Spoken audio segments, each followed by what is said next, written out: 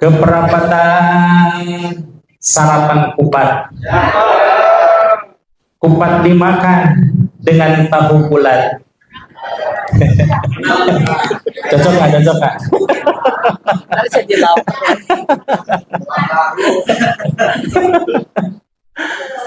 Bisa jadi Allah menakdirkan kita terpleset pada satu maksiat, tapi maksiat tersebut membukakan pintu rahmat dan taubat.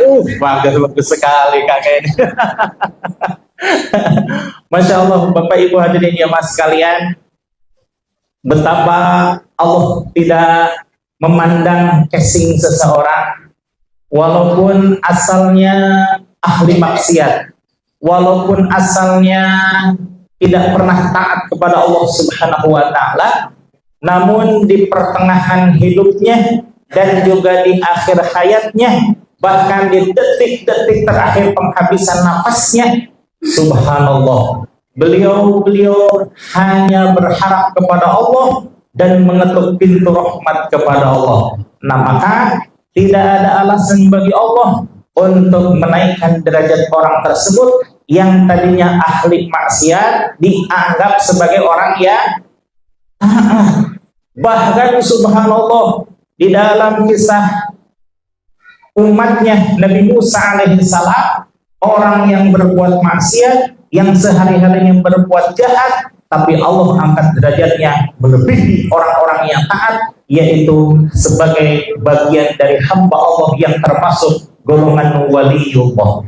Sampai-sampai Nabi Musa alaihissalam kaget luar biasa, sebab beliau tahu bahwa orang tersebut asalnya adalah ahli maksiat, asalnya adalah sampah masyarakat. Tapi kenapa ketika Allah memerintahkan Nabi Musa alaihissalam untuk datang ke suatu daerah, hei Musa, datang engkau ke suatu daerah, di situ ada hambaku yang soleh, hamba yang termasuk jumlatun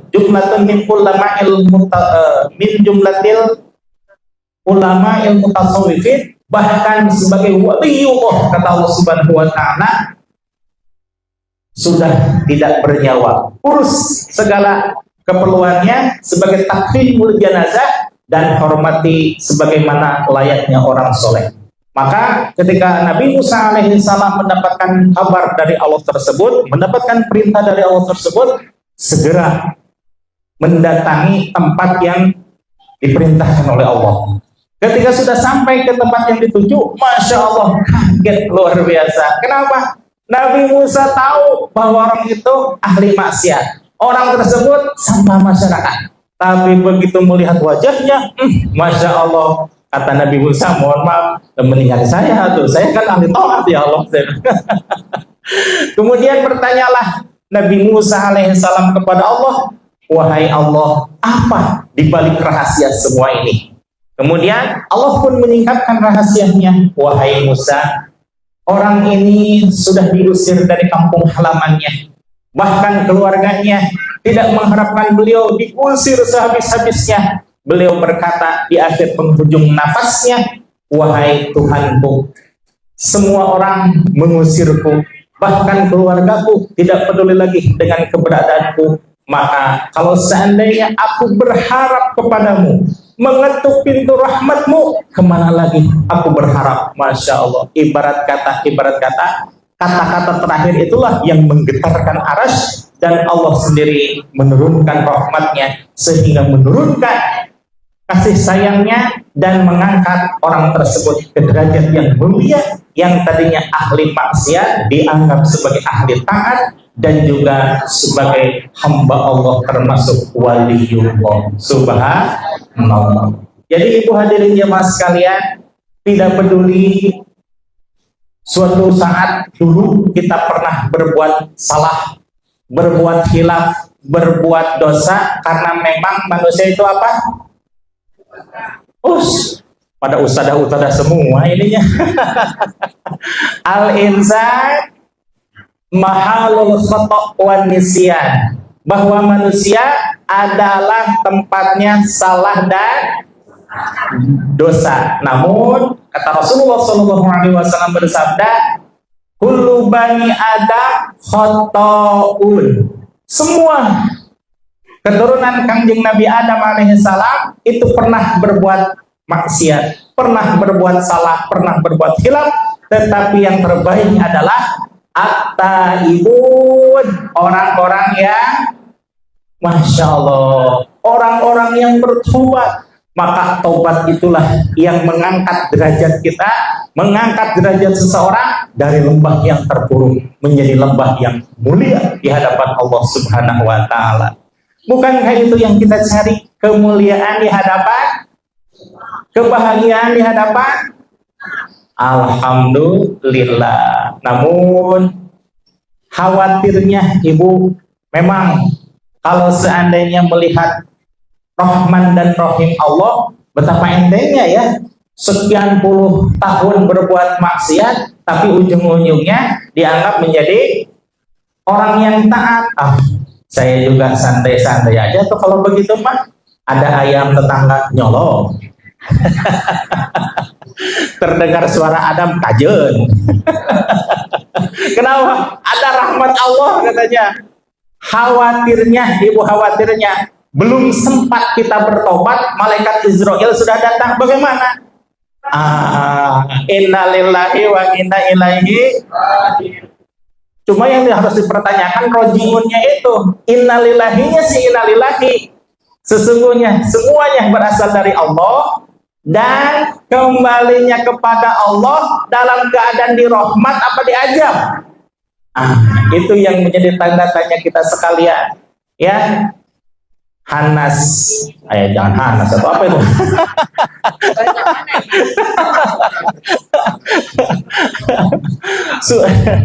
Sudah mah kita terlena, tahu-tahu malaikat Israel datang tanpa memberitahu. Masya Allah, rugi, na'udzubillah, tsumma na'udzubillah. Khawatir kita tidak keburu taubat, mendingan kita selamanya berada dalam taat, selamanya berada dalam kebaikan, selamanya meminta taubat kepada Allah Subhanahu wa Ta'ala dan memohon syafaat Rasulullah Sallallahu Alaihi Wasallam.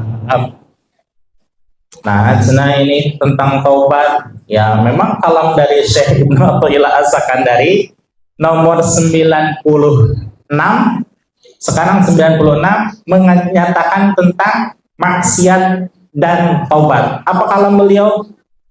Maksiatun, kata Syekh Ibnu Athaillah, maksiatun turisat khila'au wastadlila, bahwa sebuah kemaksiatan yang melahirkan kehinaan dan juga penyesalan khairum minat ta'ati, lebih baik daripada sebuah ketaatan. Turisat lupa lagi ya. Turisat tasbih, tulisat tastakbiro, yang melahirkan kesombongan. Iza wastakbiro, melahirkan kemuliaan. Memang ketaatan itu membuat orang terpuji, membuat orang-orang pengen memuji dia, dan bisa jadi orang yang berbuat ketaatan tersebut timbul rasa ujub dan takabur, merasa diri lebih baik. Wah, yang lain mah pada gafleh, kita mah berzikir, lebih baik kita dong. Betul tidak? Ketika orang-orang datang ke sebuah pesta, bukan pesta pernikahan, itu mah wajib, tapi pesta hura-hura, yang mana di situ banyak arak, yang mana banyak musik, yang mana banyak pergaulan bebas dan lain sebagainya, maksiat bercampur di situ. Tapi kita mah hadir ke majelis taklim, berarti kita calon waliullah waktu di perkara begini mah. Wah, itulah yang menimbulkan rasa wastikbaro, merasa diri lebih unggul daripada yang lainnya. Justru yang seperti itu, Bapak Ibu hadirin yang sekalian, lebih baik berbuat maksiat yang melahirkan rasa hina dan juga penyesalan, yang ujung-ujungnya adalah bertobat kepada Allah Subhanahu wa Ta'ala, daripada berbuat sedikit ketaatan malah menjerumuskan kita karena ada potensi untuk merasa takabur. Naudzubillah, kita belajar dari sesuatu yang tidak sebagaimana biasanya. Tadi dikatakan oleh Tuan Syekh Ibnu Athaillah bahwa bisa jadi Allah menakdirkan kita terpleset pada satu kesalahan, tapi kalau seandainya kesalahan itu membuka pintu kehinaan dan juga penyesalan bahkan sampai bertaubat, taubatan nasuha, maka insya Allah itulah yang terbaik bagi kita. Kenapa? Karena sebagaimana hadis Kangjeng Nabi, setiap insan, setiap keturunan Kangjeng Nabi Adam itu pasti berbuat salah dan khilaf dan juga berbuat kesalahan, tapi sesungguhnya yang terbaik di antara orang-orang yang berbuat maksiat tersebut itulah dia orang yang bertaubat. Sebagaimana Rasulullah SAW menyatakan bahwa wallahi la astaghfirullah wa atubu ilaih kulla yaumin mi'atu marrah. Demi Allah, kata Rasulullah SAW, saya beristighfar dan bertaubat kepada Allah Subhanahu wa taala sehari semalam tidak kurang dari 100 kali. Ini menandakan bahwa Rasul saja yang sedemikian mulianya, yang sedemikian diampuni setiap kesalahannya, yang diampuni bahkan oleh Allah Subhanahu wa taala, termasuk orang-orang yang dimaksum oleh Allah, tetap berbuat taubat, istighfar kepada Allah, apatah lagi kita. Maka setiap hal, setiap tempat, dimanapun keadaannya, bagaimanapun keadaannya, di mana saja dan kapan saja, kita senantiasa bertobat. Ibarat kata, kebaikan kita mah nggak usah diingat-ingat, Ibu. Oh, kemarin saya masih permen tuh sama anak tetangga. Jangan. Kenapa? Di samping nggak seberapa juga malu ingat-ingat ngasih permen mah gitu. Yang diingat sama kita adalah itu anak tetangga pernah saya cubit. Oh, itu anak tetangga pernah saya marahi karena ribut di masjid dan lain sebagainya. Namun sesungguhnya adalah pengalaman. Karena ini masalah di setiap masjid kayaknya pada KM ya, bahwa setiap anak-anak ribut aja. Ya Pak Al-Mukarram, Pak Ustadz sini semuanya, Pak Aceh lagi apa? Dikit boy.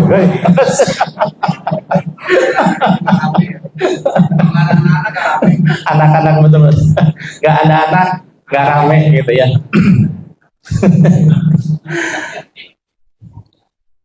Namun insya Allah hari ini kita belajar sedikitnya dari kebalikannya. Apa itu kebalikannya?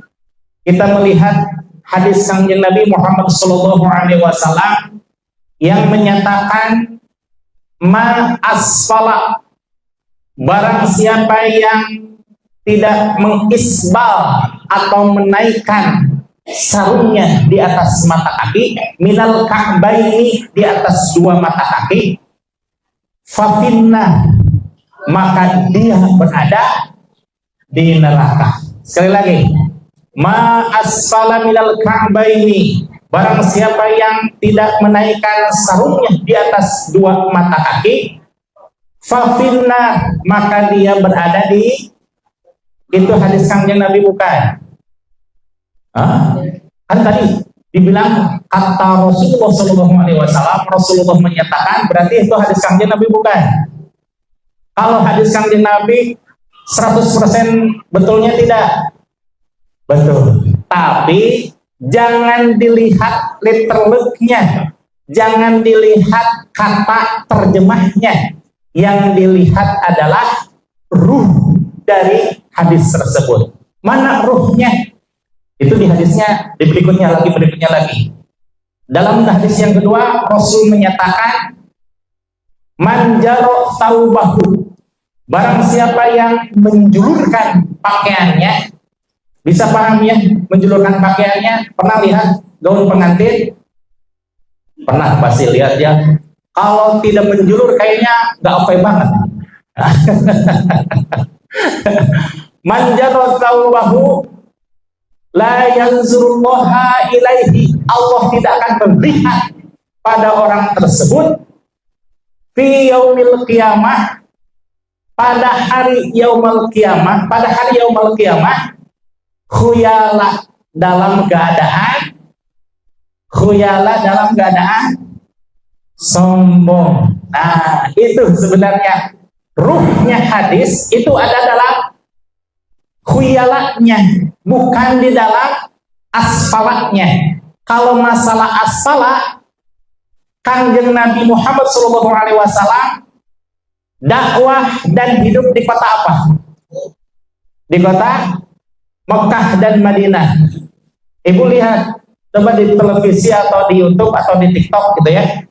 Orang-orang Arab itu gamis-gamisnya menjulur ke bawah tidak? Menjulur. Kenapa tidak mengamalkan hadis tersebut? Bukan tidak mengamalkan, seolah-olah tidak mengamalkan karena ruhnya bukan di situ. Ruhnya bukan di masalah menjulurkan sarungnya, tapi di hadis yang kedua, apanya tadi? Khuyala, merasa sombongnya itu. Orang Arab dan orang Madinah biasa-biasa saja menjulurkan pakaiannya. Apakah itu cenah? Enggak, saya melihat mata dengan mata kepala sendiri kok. Nah, ketika Rasulullah SAW menyatakan tersebut, la yanzuruna ilallahi la yanzuruna ila man jarra thawbahu yaumal qiyamah khuyala. Allah tidak akan melihat, tidak akan melirik, tidak akan memperhatikan orang-orang yang menjulurkan pakaiannya pada yaumul qiyamah. Wa qala Abu Bakrin, berkata Sayyidina Abu Bakar, wahai Rasul, bahwa saya berbuat seperti ini karena bagian dari ujung kain saya, gini ya. Bagian dari ujung saya melorot. Jadi saya illa an ahada dzalik. Saya memanjangkan keduanya. Jadilah sejajar. Kata Rasulullah SAW, lasta mimman yasna'uhu khuyala. Kalau berbuat seperti itu wahai Abu Bakar, engkau tidak termasuk ke dalam golongan orang-orang yang sombong. Jadi orang Mekah, orang Madinah nggak ada saya lihat yang mohon maaf. Karena memang ruhnya hadis bukan di situ, bukan di asfalanya, tapi di khuyalanya. Nah, hakul yakin, ibu-ibu adakah yang pakai baju mewah begini? Nggak ada kan ya? Insya Allah ibu-ibu hadirin jamaah sekalian, termasuk bapak-bapak, remaja dan anak-anak, tidak ada yang dalam keadaan sombong. Tapi itu mah suatu kebiasaan yang mana asana teh pantas kalau seandainya menutupi mata hati, tapi tidak bersikap sombong. Ya, jadi melihat nas hadis, baik Al-Quran maupun hadis, dilihat dari ruh hadisnya, ruh Al-Qurannya. Seperti banyak ayat Al-Quran yang kadang ada di antara kita yang mengartikan seperti itu, padahal maksud Allah bukan seperti itu. Salah satunya di dalam hadis isbal tersebut. Itulah yang sebagaimana dikatakan oleh Tuan Syekh Ibnu Athaillah, bisa jadi kita berbuat salah, tapi justru kesalahan itulah yang menaikkan derajat kita, karena dengan adanya kesalahan kita menjadi menyesal dan juga bertaubat kepada Allah Subhanahu wa Ta'ala. Ini sama halnya dengan materi yang sebagaimana diungkapkan oleh Umi barusan, bahwa hikmah yang nomor 96 ini sama persis, ada kesesuaian dengan hikmah yang nomor 96 ya.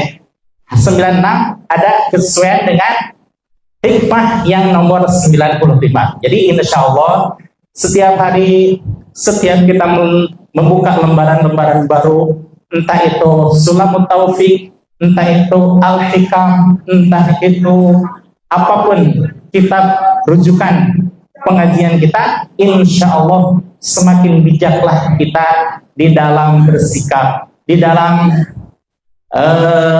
menentukan arah hidup kita, bahwa kita insya Allah tidak merasa lebih baik daripada yang lain, tapi justru kita mengikuti sikapnya Imam Al-Ghazali. Bagaimana sikap Imam Al-Ghazali? Ada 3 sikap di dalam menjalani hidup. Pertama, ketika beliau melihat seseorang yang ada di bawahnya, entah itu anak remaja, anak kecil, pokoknya seseorang yang berada di bawah kita. Apa tuh sikap Imam Al-Ghazali? Masya Allah, orang itu masih muda, tentu dosanya pun masih sedikit, dan sekali astagfirullah juga 14 dosanya. Beda tuh dengan saya mah uduk-uduk. Jadi di dalam memandang anak kecil, bahwa kita merasa kitalah yang lebih banyak dosanya. Kemudian kalau kita melihat seseorang yang selevel, seleting dengan kita, bagaimana sikap kita? Masya Allah, orang itu mudahnya, insya Allah penuh dengan hikmah, jauh dari maksiat, ibadahnya pun lebih banyak daripada saya, sementara saya ibadahnya sedikit, dosanya yang banyak. Tetap aja kita ya jelek. Kemudian kalau melihat seseorang yang lebih tua dari kita, bagaimana? Subhanallah, itu orang sepuh, insya Allah ibadahnya pun luar biasa, sampai-sampai sajanya pun depok dengan sujudnya kita. Tentu taubatnya lebih dahsyat daripada kita, dan saya subhanallah betapa dosa saya banyak dan betapa ibadah saya sangat sedikit, malu rasanya. Masya Allah. Jadi tidak ada celah untuk membanggakan diri, yang ada adalah menghinakan diri, tapi tidak untuk berbuat rendah hati. Tidak ada yang berbuat rendah diri, yang ada hanyalah rendah hati. Bagaimana kalau dengan Allah? Ya rendah hati, ya rendah diri, gitu mah. Ya, karena apa tuh kita mah? Bapak Ibu hadirin yang mas sekalian, ada satu kisah tentang taubat yang mudah-mudahan menjadi inspirasi bagi kita sekalian. Dulu di daerah Batu, tahu Batu? Betul, Malang yang banyak pohon apelnya itu ya. Terkenal dengan, mohon maaf lah ya, ada sisi bagian gelap, karena di situ banyak kehidupan malam. Orang-orang pengen menghapuskan, gimana caranya? Berkali-kali, bertahun-tahun, bahkan aparat yang berwenang menghentikan, ada lagi, karena tidak dicabut dari akarnya. Kemudian tersembuhlah satu nama yang namanya Pak Dapat. Beliau bukan orang, mohon maaf, menurut beliau gitu ya, beliau bukan orang baik, tapi beliau orang yang bertaubat. Kenapa? Karena asalnya beliau adalah Bromo Corak, yang subhanallah kalau kalah dalam satu permainan, apalagi melindungi binaan-binaannya dalam kehidupan malam, emosinya memuncak. Suatu saat ada orang yang mengajak beliau, "Kot," katanya, "mau nggak tambah sakti?" Mau, katanya, mau, biar nggak ada orang yang ngalahin saya. Kemana? Ke Jawa Barat. Ayolah, diparangin sama gua mah, katanya. Datanglah ke Jawa Barat. Jawa Baratnya di mana? Ada di Tasik, pokoknya mah dukunnya sakti luar biasa, katanya. Dalam keadaan mabuk, beliau datang ke Tasikmalaya dengan harapan menjadi orang sakti dan tidak ada yang mengalahkannya. Pas begitu sampai, dilihat-lihat, ini mah masjid, katanya. Gini, itu ada asramanya, banyak orang-orang yang mengaji. Dukunnya mana, katanya? Ada, kalem-kalem ada, katanya.